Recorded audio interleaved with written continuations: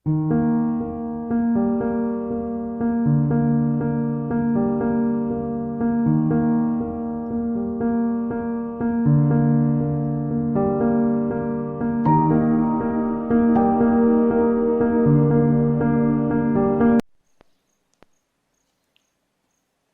To our YouTube channel commerce Katta. Page number 39, textbook page number 39, example number 7 आपण आता बघणार आहोत. Sapre and Atre are partners sharing profits and losses equally म्हणजे जोही काही नफा किंवा तोटा होईल तो समान प्रमाणात वाटणार आहेत ते. From the following trial balance and adjustments. Adjustments काय काय ते बघून घेऊयात. First is closing stock, then depreciate building and machinery. मग इथे मशिनरीला एक खून करून घ्या. लँड अँड बिल्डिंगला पण एक टिक करून घ्यायची आहे. नंतर create provision for bad and doubtful debts 5%, म्हणजे हे आपल्याला आरडी आहे 5% आणि 1,000 रुपये आहेत बॅड डेब्ट्स, म्हणजे सन्ड्री डेटर्स आणि बॅड डेब्ट्स या दोन्हींनाही टिक करून घ्यायचे आहेत 2-2. सन्ड्री डेटर्स 1 नंबरलाच आहे, यांना आपण 2 टिक करून घेतलेले आहेत. Goods worth ₹3,000 were sold but no entry was found in books of account, म्हणजे याचा अर्थ अनरेकॉर्डेड सेल्स आहे. आपले सेल्स पण वाढता आहेत आणि आपले डेटर्सही वाढणार आहेत. म्हणजे इथे डेटर्सला जवळपास 3 टिक झालेले आहेत. आउटस्टँडिंग कॅरेज हे आउटस्टँडिंग आहे, त्याला एक खून करून घेतलेली आहे. Then goods worth ₹8,000 were purchased on 31st March 2019 and included in the closing stock but not recorded in the books of account. हे आहेत अनरेकॉर्डेड परचेसेस, म्हणजे याचा एक इफेक्ट जाईल परचेसमध्ये आणि दुसरा इफेक्ट जाईल सन्ड्री क्रेडिटर्समध्ये. कारण आपण जे काही इथं आपण असं समजतो की अनरेकॉर्डेड सेल्स आणि अनरेकॉर्डेड परचेसेस जर दिलेलं असेल तर हे व्यवहार उधारीनेच झालेले आहेत असं आपण इथे गृहीत धरत असतो. तर आपण आता एक्झाम्पलला सुरुवात करूयात. सर्वात पहिले नेहमीप्रमाणे आपण ॲडजस्टमेंट्स पूर्ण करून घेऊयात आणि मग पोस्टिंग करूयात. मी एक सांगू इच्छितो की जर कॅपिटल संदर्भातले आयटम्स कमी असतील आणि क्रेडिट किंवा करंट अकाउंटचं बॅलन्स किंवा अमाऊंट दिली नसेल तर कॅपिटल अकाउंट किंवा करंट अकाउंट हे दोन्ही तयार करण्याची गरज नाहीये. आता ह्या ठिकाणी त्यांनी फक्त पार्टनरची ड्रॉइंग्स दिलेले आहेत, त्यामुळे आपल्याला सेपरेटली कॅपिटल अकाउंट तयार करायची गरज नाही. जर कॅपिटलचे आयटम्स कमी असतील तर आपण त्याच ठिकाणी कॅपिटलमध्ये हे सर्व आयटम्स आपण करून घेणार आहोत. हे मात्र आपल्याला लक्षात ठेवायचं आहे. तर आपण आता ॲडजस्टमेंटला सुरुवात करूयात. पहिली ॲडजस्टमेंट नेहमीप्रमाणे closing stock, 2 effect, trading account, credit side. इथे प्रथमतः मी 2 3 4 5 इथे म्हणतो मी क्लोजिंग स्टॉक बाय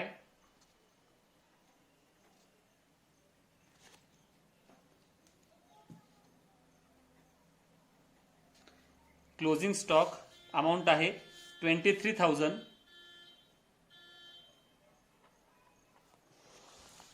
आणि ॲसेट साईड जवळपास 10 ते 12 ओळीची जागा सोडून म्हणायचं आहे.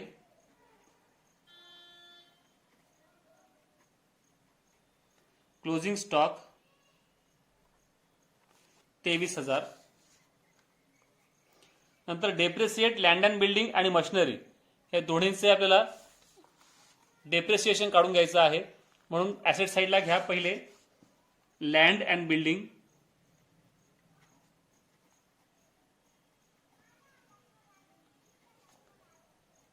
$10,000 आणि प्लांट अँड मशिनरी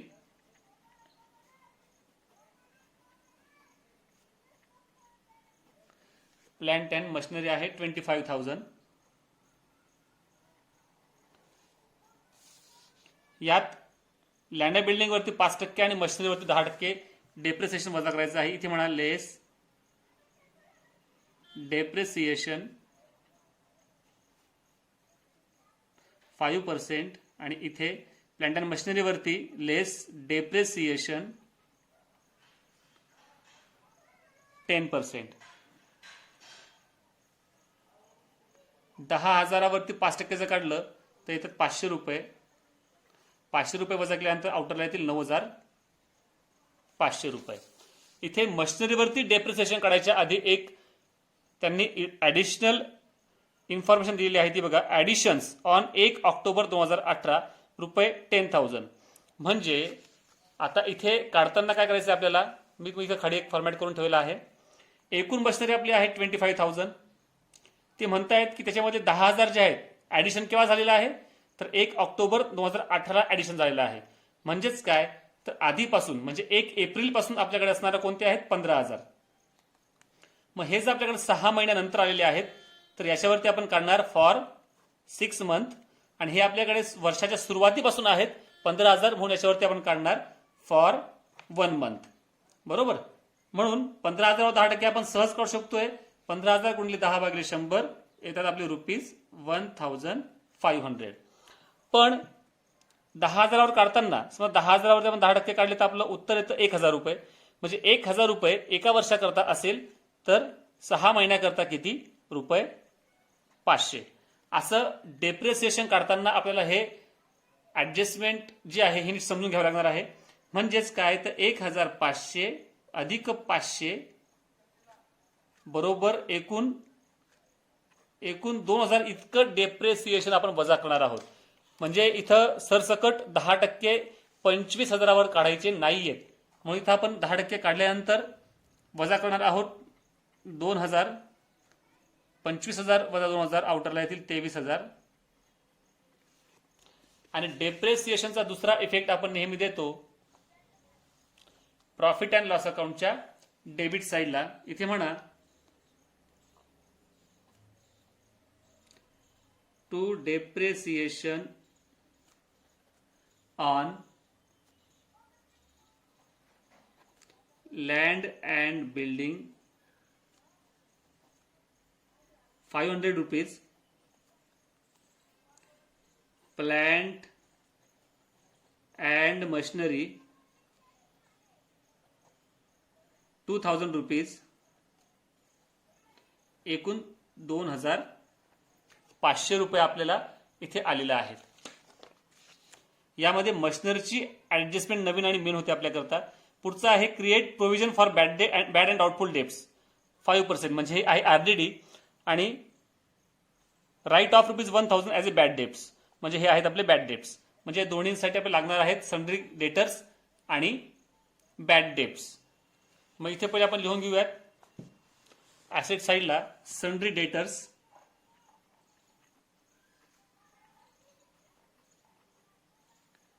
त्याची अमाऊंट आहे 40,000. लक्षात घ्या डेटर्सला 3 ऍडजस्टमेंट जवळपास आहेत. आणि इकडे बॅड डेट्स आपण घेत असतो. प्रॉफिट अँड लॉस अकाउंटच्या डेबिट साईडला टू बॅड डेट्स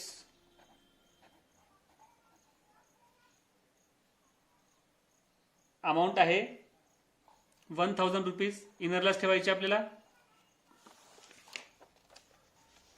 आता यामध्ये तुम्हाला आधीही बोललो आहे, यासोबत जर एखादी अजून ऍडजस्टमेंट असेल डेटर्सची तर तीही आपल्याला सॉल्व्ह करून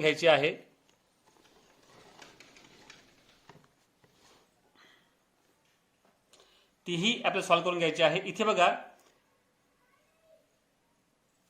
अनरेकॉर्डेड सेलची आहे चौथी ऍडजस्टमेंट. ती पहिले प्रथम आपल्याला करून घ्यावी लागणार आहे. चौथी काय बघा, goods worth ₹3,000 were sold but no entry was found in the books of account. हे आहेत अनरेकॉर्डेड सेल्स. म्हणजे आपण सेल्स केला होता पण त्याची एंट्री नोंद करायची बाकी होती.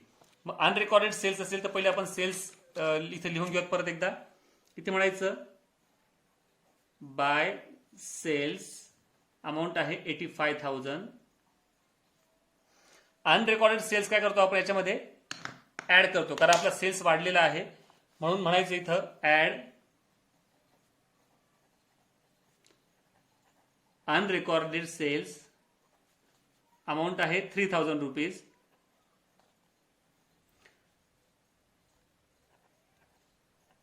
टोटल हे आपल्याला इनरलाच ठेवायचे आहे टोटल त्याची. आणि उदाहरणे आपण माल विकलेला आहे म्हणजे आपले कोण वाढणार, तर डेटर्स आपले वाढतील. म्हणून इथेही ऍड करायचं आहे अनरेकॉर्डेड सेल्स 3000, इनरच ठेवा 43,000, बरोबर. आणि मग आता आपण जी पुढची ऍडजस्टमेंट आहे ती आपण करणार आहोत, ती म्हणजे तिसरी ऍडजस्टमेंट. इथे आपल्याला प्रथम बॅड डेट्स जे आहेत म्हणजे बुडीत पैसा जो आहे हा पहिले आपल्याला दाखवावा लागेल. आपल्याकडे ऑलरेडी पहिले 1,000 रुपये आपले बुडीत होते, अजून ते म्हणतात की नव्याने 1,000 रुपये आपले बुडीत झालेले आहेत. तर ते प्रथम आपण ऍड करून घेऊयात. इथे add new bad debts 1,000 rupees. आणि इथेही म्हणायचं आपल्याला, कारण आपला पैसा बुडलाय म्हटल्यानंतर आपले डेटर्स कमी होत आहेत, म्हणून इथे म्हणायचं लेस न्यू बॅड डेट्स 1,000. उत्तर येतं 42,000. बरोबर. थोडी जागा इथे मला आरडीडी करता लागणार आहे म्हणून मी शॉर्टकट थोडं मारलेलं आहे. आणि मग यानंतर ते सांगितलेलं आहे की 5% आरडीडी काढायची आहे. आरडीडी ही आपण काय करतो, नेहमी लेस करतो, पण बॅड डेट्स वजा केल्यानंतर जी अमाऊंट येते ह्याच अमाऊंटवरती आपण नेहमी आरडीडी काढत असतो. आरडीडी मध्ये सुद्धा एक प्रकारचा आपला बुडीत पैसाच असतो, म्हणून इथे म्हणायचं लेस न्यू आरडीडी 5%. 4,200 वरती येतील 2,100. मग हे वजा केल्यानंतर आउटरला येतील 39,900. अशा प्रकारे डेटर्सची ऍडजस्टमेंट संपलेली आहे. आणि आरडीडीचा दुसरा इफेक्ट आपण नेहमी देत असतो बॅड डेट्स मध्ये, म्हणून इथे म्हणायचं ऍड न्यू आरडीडी 2,100. यांची टोटल बाहेर लिहायची की आताच राहू द्यायची हे बघण्याकरता प्रथम पाहून घ्यायचं क्रेडिट साईडला कुठे आरडीडी दिलेली आहे का, तर दिलेली आहे 400 रुपये. म्हणजे 400 रुपये आपले जो काही बुडीत पैसा होता तो आपण समजलो होतो की बुडणार आहे, तो मिळून गेला आहे. म्हणजे आपले बॅड डेट्स कमी होत आहेत. पहिले याची बेस आउटरला घेऊन इनरला घेऊन टाका 4,100. आणि मग म्हणायचंय लेस ओल्ड आरडीडी 400 रुपीज. आउटरला येतील 3,700. बरोबर. म्हणजे तिसरी चौथी ऍडजस्टमेंट झालेली आहे आपली इथे. पुढचं आहे आउटस्टँडिंग कॅरेज.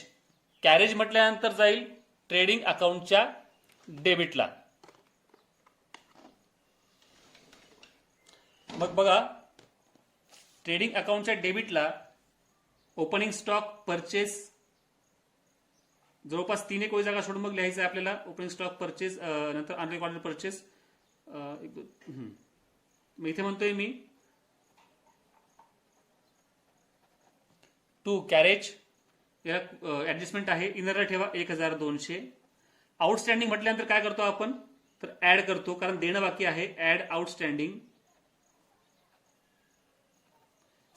आउटस्टँडिंग आहेत 500 रुपये.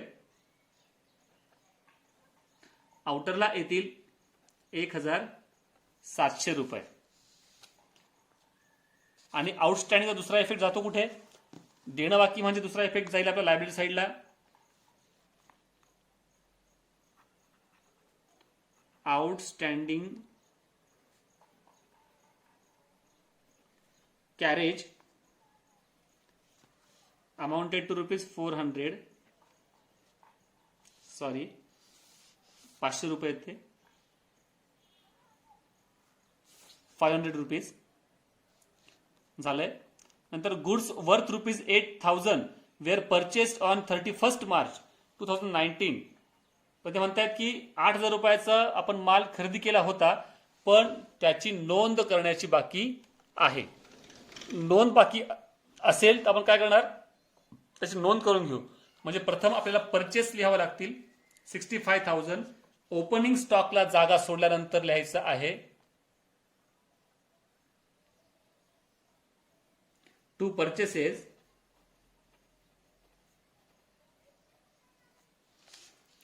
अमाऊंट आहे 65,000 इनरला, इनर कॉलम.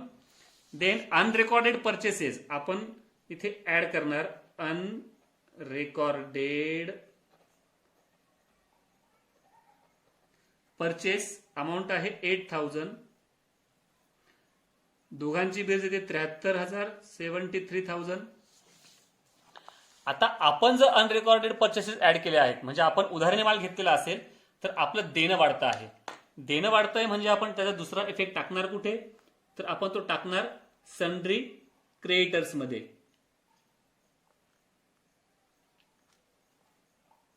मग इथे घ्या, सन्ड्री क्रेडिटर्स आहे का, आहे. मग इथे म्हणायचंय सन्ड्री क्रेडिटर्स अमाऊंट आहे 23,000. त्यामध्ये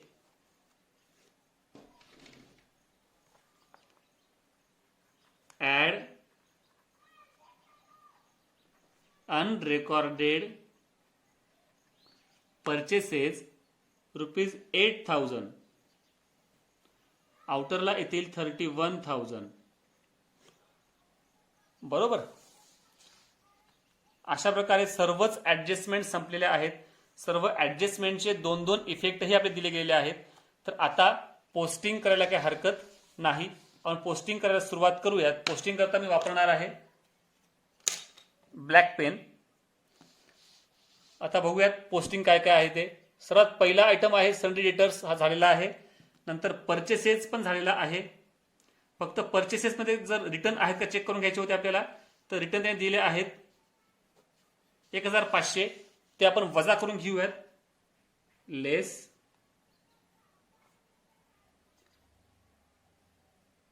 परचेस रिटर्न 1,500, आउटरला 71,500. नंतर इथे रिटर्न्स म्हटले त्यांनी 800, म्हणजे हे सेल्स रिटर्न असणार आहे. तर सेल्स रिटर्न आपण वजा करून घेऊयात. लेस सेल्स रिटर्न 800 रुपये, आउटरला 87,200 रुपये येतील. ओपनिंग स्टॉक 18,000 ट्रेडिंग अकाउंटच्या डेबिटलाच घ्यायचा आहे.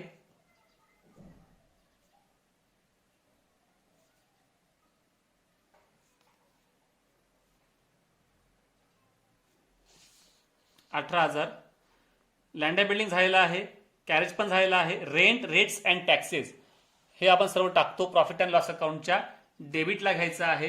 Rent, rates and taxes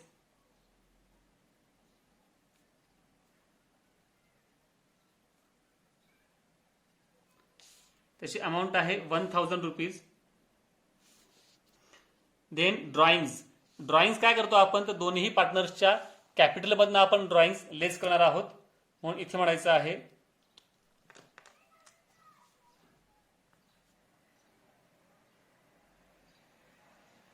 drawings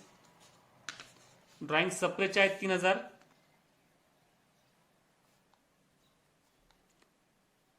इनरास ठेवायचे आपल्याला, त्याची टोटल 32,000. आणि अत्रेची ड्रॉइंग्स आहेत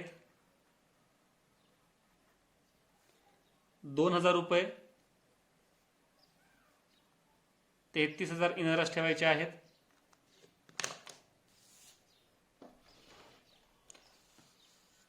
बरोबर. नंतर आहे सॅलरीजला कुठलीही ऍडजस्टमेंट नाही. आपण डायरेक्टली प्रॉफिट अँड लॉस अकाउंटच्या डेबिटला टाकूयात सॅलरी. इथे म्हणा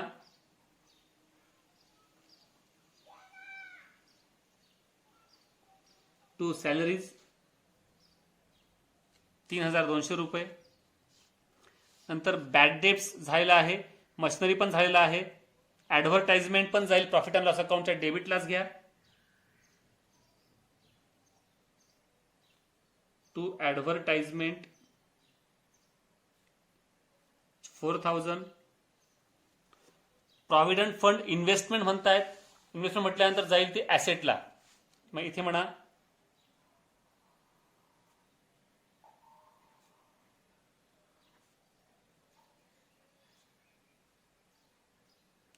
प्रॉव्हिडंट फंड इन्व्हेस्टमेंट अमाऊंट आहे 18,500. डेबिट साईडचे सर्व आयटम संपलेले आहेत. आता क्रेडिट बाजूला बघूयात. प्रथम सेल झालेला आहे, सन्ड्री क्रेडिटर्स पण झालेला आहे, सन्ड्री इन्कम म्हणताय. इन्कम म्हटल्यानंतर जाईल कुठे, तर प्रॉफिट अँड लॉस अकाउंटच्या डेबिटला म्हणा bye sundry income 2000 rupees. Capital दोघांचा आपण लिहून घेतलेला आहे. नंतर प्रॉव्हिडंट फंड, फक्त प्रॉव्हिडंट फंड म्हटलेला असेल तर ही आपली लायबिलिटी आहे, म्हणून लायबिलिटी साईडला घ्यायचं आहे प्रॉव्हिडंट फंड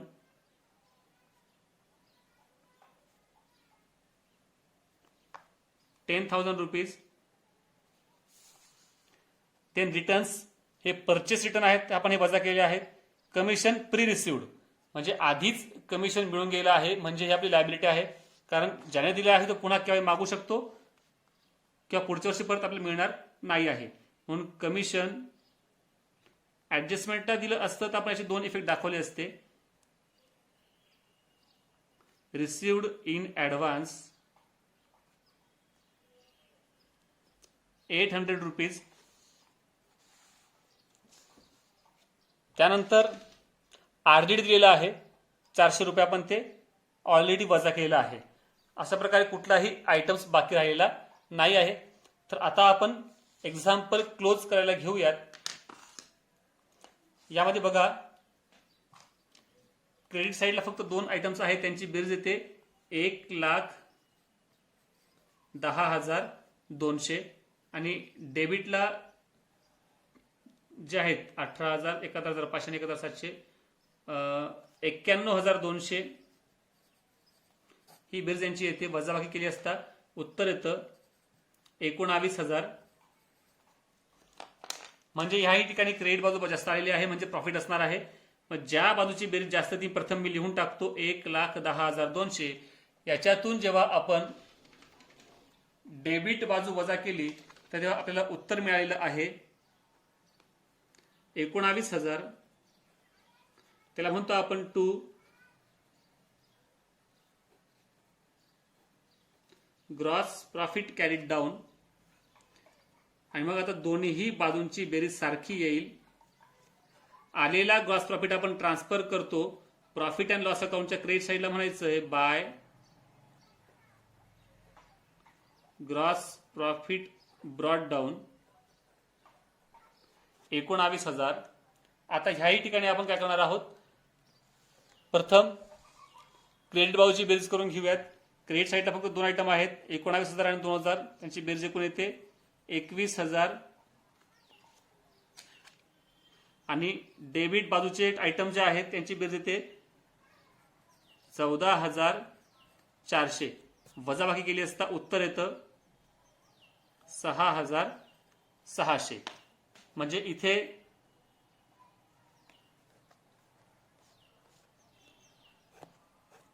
क्रेडिट बाजूची बेरीज जास्त आहे ती लिहून टाकतो प्रथम मी 21,000. क्रेडिट बाजूची बेरीज जास्त आली याचा अर्थ काय असणार आहे, आपल्याला नेट प्रॉफिट येणार आहे. इथे म्हणायचं to net profit carried down Sapre आणि अत्रे. एकूण आपल्याला आहेत 6,600. आपण आधीच बघितलं यांचा प्रॉफिट आणि लॉस वाटण्याचा रेशो काय आहे, इक्वली म्हणजे समसमान. याचे दोन भाग जर केले आपण तर येतात ते 3,300, 3,300, 3,300, 3,300.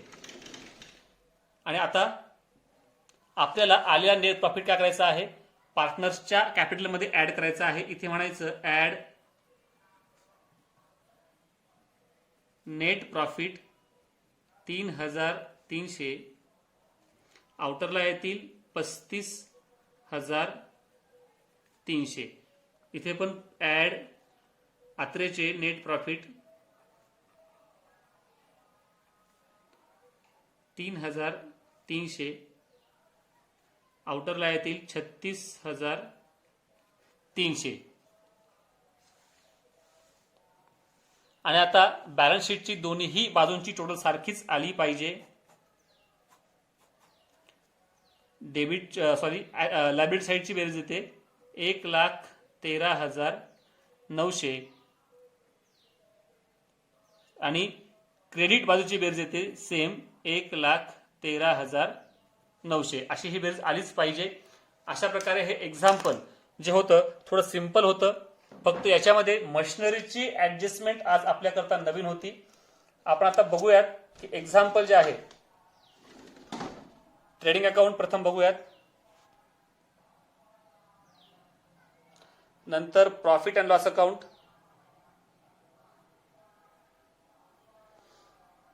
नंतर बॅलन्स शीट आणि जी मशिनरीची मुख्य ऍडजस्टमेंट आपण आज केली आहे तीही बघणार आहोत. अशा प्रकारे हे एक्झाम्पल इथं आपलं संपलेलं आहे. धन्यवाद.